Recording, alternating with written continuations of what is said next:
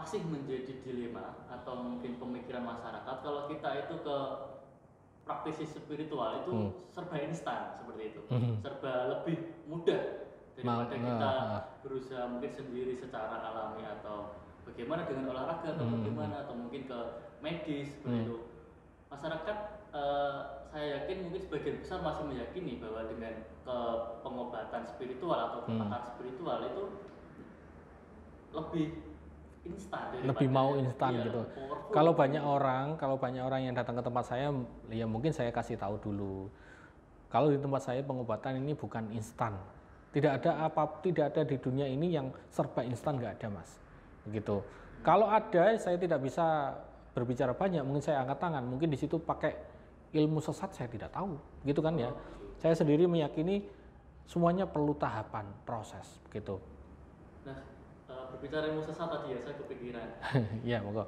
Kalau pengobatan alternatif itu ada ilmu hitam tidak sih? Kalau pengobatan alternatif ya tinggal terlebih dahulu. Yang disembuhkan apa dulu, begitu.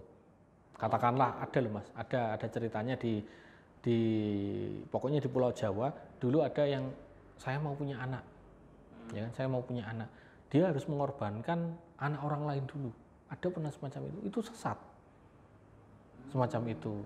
Pernah dengar cerita legenda mitos atau apapun itu, timun mas, ya kan?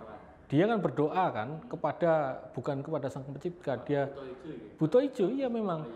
Saya mau punya anak, begitu. Aku akan mengabulkan keinginanmu, asal apa? Kalau anakmu perempuan, dia akan menjadi entah itu makanan ataupun istri, nggak tahu kan? Tapi kalau anakmu putra, maka silahkan milikilah. Akhirnya terjadi kan, dia sesat di situ. Ujung-ujungnya juga iya buruk. Anaknya jadinya perempuan kan ditagih akhirnya. Nah itu saya tidak tahu itu legenda atau kejadian nyata, tidak begitu paham. Tapi di situ pun sudah terlihat, penyembuhan ini harusnya ada tumbal ini, gitu kan Mas? Itu yang tidak baik. Nah, oke, saya agak penasaran ini. Okay.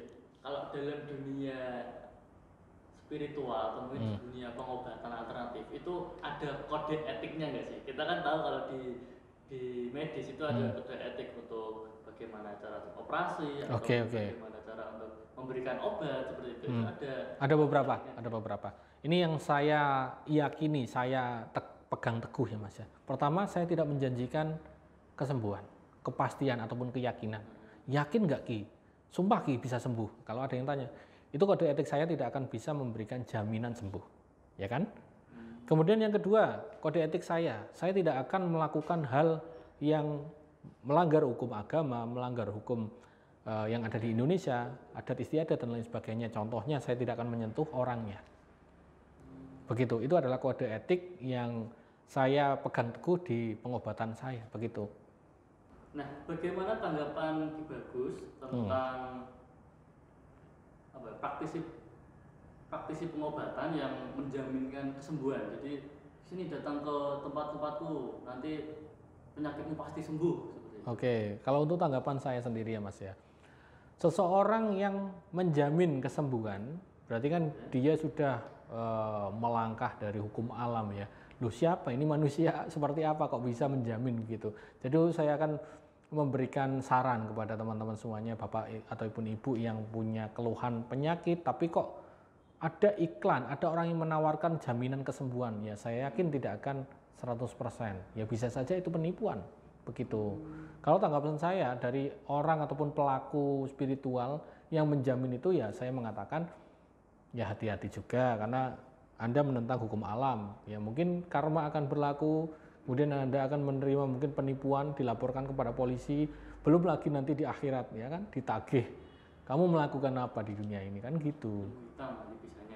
Iya mungkin semacam itu, Mas.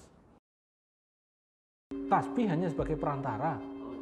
Tasbih tidak ada agama loh Mas ya. Tasbih, ini yang salah loh. Ini yang salah. Banyak orang yang mengatakan tasbih itu identik dengan Muslim. Siapa tahu? Siapa yang bicara seperti itu? Agama Buddha ada tasbihnya, ya kan? Betul atau tidak? Besar-besar di sini, biksu